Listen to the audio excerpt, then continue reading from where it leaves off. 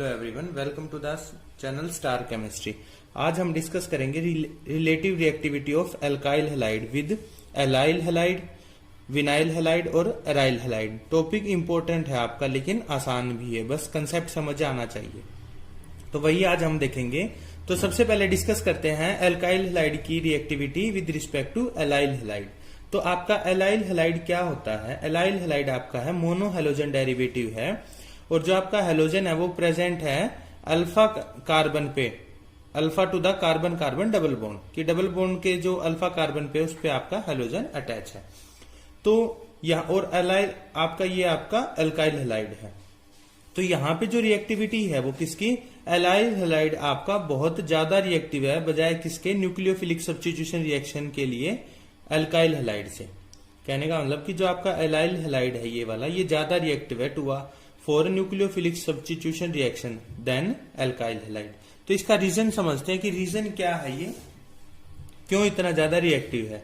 तो सबसे पहले देखते हैं कि जो ये आपका है एलाइल हैलाइड है, यहां से जब ये एक्स का रिमूवल हो जाता है, हेलोजन रिमूव करता है, तो आपका क्या बनता है? कार्बोकेटाइन फॉर्मेशन होती है। कार्बोकेटाइन फॉर्मेशन होती है, और कार्बोकेटाइन फॉर्मेशन भी आपकी क्या है? रेजोनेंस स्टेबलाइज्ड है। यहाँ पे रेजोनेंस की वजह से आपका जो पॉजिटिव चार्ज है वो क्या होता रहता है? आपका डिस्पर्स होता रहता है। तो जो आपका एलाइल हैलाइड है वो SN1 और SN2 दोनों टाइप की रिएक्शन शो करता है। तो जो ये आपका resonance stabilise allyl carbocation form हुआ है, इसकी वजह से क्या होता है? जो पॉजिटिव चार्ज है वो भी आपका डिस्पर्स होता रहता है।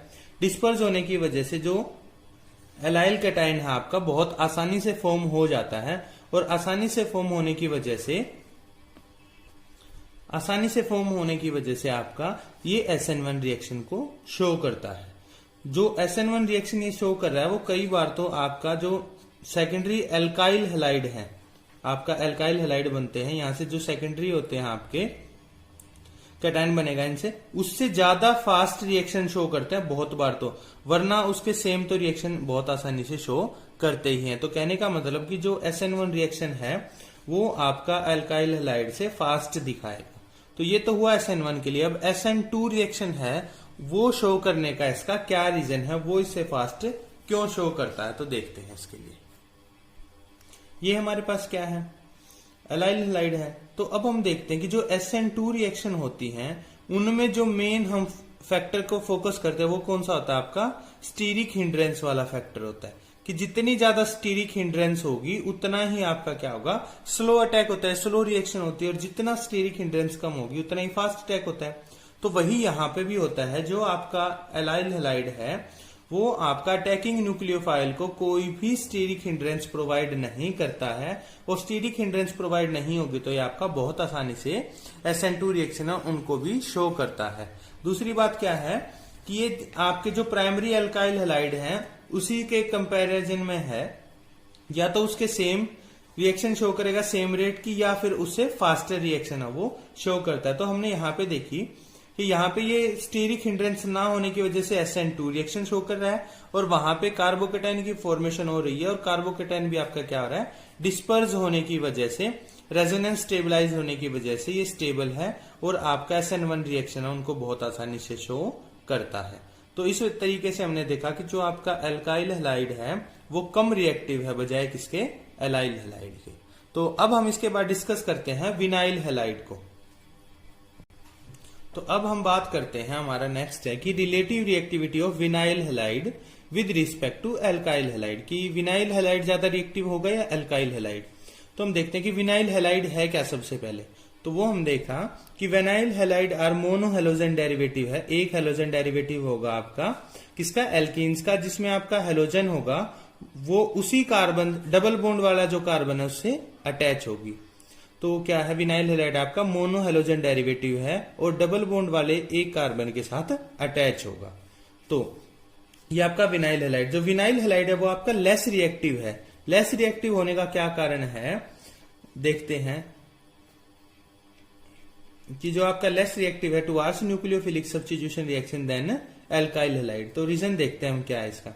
यहाँ पे आपका विनाइल हैलाइड है, ये इसकी रेजोनेंस स्ट्रक्चर बनती है, यहां से जो आपका डबल बॉन्ड जो इलेक्ट्रॉन पेयर है वो यहाँ पे आता है, यहाँ से डबल बॉन्ड शिफ्ट होके कार्बन पे नेगेटिव चार्ज आ जाता है। तो 1A और 1B आपकी दो स्ट्रक्चर है, ये फॉर्मेशन इनकी होती है।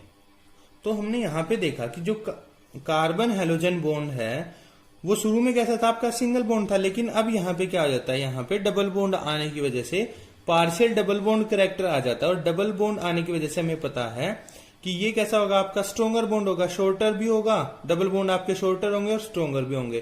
तो उसकी वजह से जो क्लोराइड आयन है इसका रिमूवल मुश्किल हो जाता है, टफ हो जाता है, जिसकी वजह से इसकी रिएक्टिविटी है वो स्लो हो जाती है। तो देखते हैं कि vinyl halide is resonance hybrid of two structure. As a result carbon halogen bond acquires partial double bond character. ये इसने पार्शियल डबल बॉन्ड कैरेक्टर इसको एक्वायर कर लिया है, due to which halogen in vinyl halide cannot be easily displaced by nucleophilic reagent. जिसकी वजह से, क्योंकि डबल बॉन्ड आने की वजह से इसका जो रिमूवल है वो या डिस्प्लेसमेंट है वो बहुत मुश्किल हो जाती है, या इतनी आसान नहीं रहती जितनी सिंगल बॉन्ड के अंदर होती है या फिर एल्काइल हैलाइड के केस में होती है। तो ये एक तो रीजन ये है इसका कि पार्शियल डबल बॉन्ड कैरेक्टर आने की वजह से। और क्या हो सकता है, और हमने डायपोल मोमेंट भी चेक किया। तो डायपोल मोमेंट से हमने पाया कि जो आपका विनाइल क्लोराइड है, विनाइल क्लोराइड इसकी डायपोल मोमेंट कितनी थी, 1.4 डायप्टर थी। और जो आपका एल्काइल क्लोराइड है उसकी कितनी आई थी, 2 से 2.2 डायप्टर आई थी। तो यहां पे हमने देखा कि जो आपका डायपोल मोमेंट इसकी कम है, तो कम होने की वजह से क्या है, आपका लेस पोलर है। और जब लेस पोलर होगा तो लेस पोलर होने की वजह से जो इसकी डिस्प्लेसमेंट है वो इनहिबिट हो जाती है, रुक जाती है यहाँ पे। दूसरा हम देख रहे हैं कि यहाँ पे क्लोरीन भी कैसा है, पॉजिटिव चार्ज है। तो ये रीजन आता है डायपोल मोमेंट का। इसके बाद एक और रीजन है जिसके बेस पे हम इसको बता, और क्या है कि जो आपका विनाइल हैलाइड है उसके अंदर जो आपका कार्बन है जिससे हेलोजन आपका अटैच है वो कैसा है, sp2 है। लेकिन जो आपका एल्काइल हैलाइड है, एल्काइल हैलाइड के अंदर ये कार्बन कैसा है, sp3 है। तो हमें पता है कि sp2 है, sp2 होने की वजह से क्या होगा, ज्यादा इलेक्ट्रोनेगेटिव होगा। ज्यादा इलेक्ट्रोनेगेटिव होने की वजह से जो विनाइल हैलाइड होगा उसके अंदर जो इलेक्ट्रॉन्स का रिमूवल होगा या रिलीज ऑफ इलेक्ट्रॉन होगा वो कैसा होगा, टफ हो जाएगा, उतना आसान नहीं होगा। क्योंकि हमें पता है sp2 होने की वजह से क्या होगा, इलेक्ट्रोनेगेटिविटी ज्यादा होगी तो ये अपने पास इलेक्ट्रॉन्स को रखने की कोशिश करेगा, जबकि इसके अंदर ऐसा नहीं है। तो हमने लो रिएक्टिविटी के दो मेन कारण जो देखे हैं वो न्यूक्लियोफिलिक सब्स्टिट्यूशन रिएक्शन के, कि जो आपका विनाइल हैलाइड है वो क्यों लो रिएक्टिविटी शो कर रहा है न्यूक्लियोफिलिक सब्स्टिट्यूशन रिएक्शन के लिए।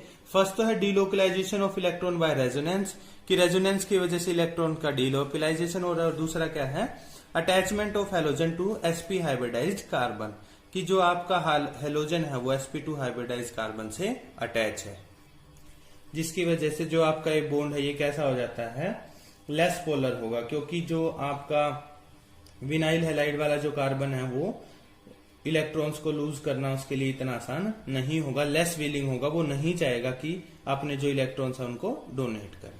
तो ये इसके दो रीजन हैं। अब इसके बाद हम देखते हैं थर्ड जो है आपका reactivity of aryl halide with alkyl halide, कि relative reactivity of aryl halide with respect to alkyl halide. तो जो आपके एराइल हैलाइड होंगे वो भी कैसे होंगे, लेस रिएक्टिव होंगे towards nucleophilic substitution reaction than alkyl halide, कि आपका एल्काइल हैलाइड ज्यादा रिएक्टिव होगा और एराइल हैलाइड कम रिएक्टिव होंगे। रीजन क्या है, रीजन इसके बिल्कुल सेम वैसे ही होंगे जैसे आपके विनाइल हैलाइड के थे। तो देखते हैं कैसे, एक बार इसकी स्ट्रक्चर देखते हैं, उसके बाद सारी चीजें आपको क्लियर हो जाएंगी बहुत आसानी से। ये आपका क्या एराइल हैलाइड है, तो एराइल हैलाइड में क्या होगा, इलेक्ट्रॉन्स की माइग्रेशन होगी। तो माइग्रेशन होगी इलेक्ट्रॉन्स की, तो ये यहाँ पे आएगा और ये जो डबल बॉन्ड था इस कार्बन पे आएगा। तो उसकी वजह से जो आपका क्लोरीन है उस पर पॉजिटिव चार्ज आता है और इस कार्बन के ऊपर नेगेटिव चार्ज। अब नेगेटिव चार्ज दोबारा से रेजोनेंस हाइब्रिड होगा, रेजोनेंस होगा इनके अंदर, तो क्या होगा, शिफ्टिंग होगी इलेक्ट्रॉन्स की। शिफ्टिंग होने से ये आपके पास स्ट्रक्चर आती है 4, तो यहां से ये इसके पास आएगा, ये यहाँ पे माइग्रेट कर जाएंगे। तो डबल बॉन्ड की फॉर्मेशन हो रही है और यहाँ पे एक ब्रेक हो रहा है आपका। तो उसके बाद ये इसके पास आएगा और जो डबल बॉन्ड कैरेक्टर था कार्बन और क्लोरीन के बीच, ये ब्रेक होके आपका फिर से जो आपकी फर्स्ट स्ट्रक्चर है उसकी फॉर्मेशन हो जाएगी। तो ये हमारे पास स्ट्रक्चर आती है। तो यहाँ पे हमने देखा कि जो आपका विनाइल हैलाइड के अंदर हुआ था वैसा ही यहाँ पे भी हो रहा है, कि जो आपका कार्बन और क्लोरीन है उसके बीच में कैसा पार्शियल डबल बॉन्ड करेक्टर आ रहा है। पार्शियल डबल बॉन्ड करेक्टर आने की वजह से क्या होगा, जो आपका बॉन्ड है लेस पोलर हो जाएगा। लेस पोलर होने की वजह से कार्बन आपका इलेक्ट्रॉन्स को लूज करना क्लोरीन के लिए उतना आसान नहीं होगा। तो देखते हैं कि जो आपका पार्शियल डबल बॉन्ड करेक्टर है 3 to 5 के अंदर, ठीक है, कार्बन और क्लोरीन के बीच में रेजोनेंस हाइब्रिड होने की वजह से, तो आपका क्या होगा, कार्बन और हेलोजन बॉन्ड कैसा हो जाएगा, स्ट्रोंगर हो जाएगा। स्ट्रोंगर होने की वजह से क्या होगा, आपका जो क्लोरीन का रिमूवल है, डिस्प्लेसमेंट है, वो टफ हो जाएगी। दूसरा क्या होता है, डायपोल मोमेंट पे हमने जब चेक किया तो डायपोल मोमेंट से हमने फाउंड किया कि जो अराइल हेलाइड है उसकी डायपोल मोमेंट है 1.7 डायप्टर और जो एल्काइल हेलाइड है उसकी है आपकी 2.2 डायप्टर। तो हमने देखा कि इसकी क्या है, कम है। कम होने की वजह से क्या होगा, आपका लेस पोलर होगा। तो ये भी एक रीजन है आपका, पोलैरिटी इसकी कम है। पोलैरिटी कम होने की वजह से जो इसका क्लोरीन का रिमूवल है वो उतना आसान नहीं होता सब्स्टिट्यूशन के दौरान। दूसरा क्या है, यहाँ पे जो आपका क्लोरीन है ये किस sp2 हाइब्रिडाइज कार्बन से अटैच है और यहाँ पे आपका एल्काइल हेलाइड के अंदर sp3 से।